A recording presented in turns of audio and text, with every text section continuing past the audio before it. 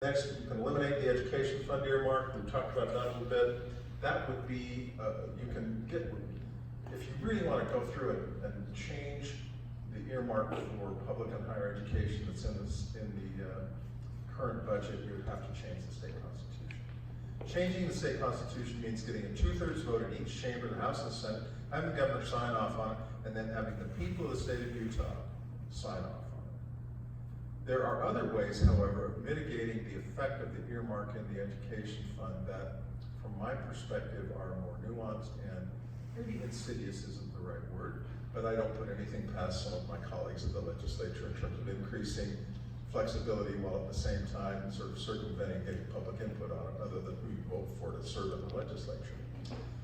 We had a bill that was, a resolution that was passed in the Senate in the last session, SJR 3, that would have diluted the degree to which we are strictly, restricting funds in the education fund for public and higher education by saying we're also going to make those income tax revenues available for some social service spending, which the rationale at the time was this is going to help the kids that are in the greatest need here in the state of Utah, so it makes some sense. That passed the Senate, but it did not get out of, didn't come over to the House, we didn't debate it in the House. Look for something along these lines to be debated again in the next session or two. Controversial? Yes. This is a great example of our budget decisions revealing what our values are. And we'll see what direction we move in this.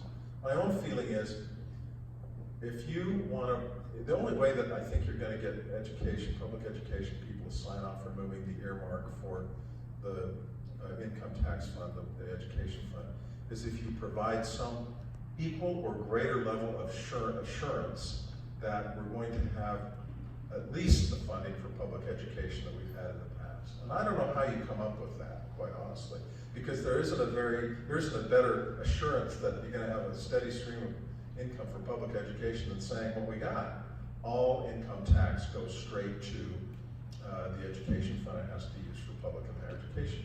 Now, again, we can circumvent the restrictions that are found in the state constitution by saying, yeah, that's true, we, the legislature, can adjust the rate at which we tax people on their incomes. So, you know, if you go down to 4.5, you're going to lose a lot of money out of the education fund. If you go up to 5.5, you're going to get a big increase in funding for the education fund.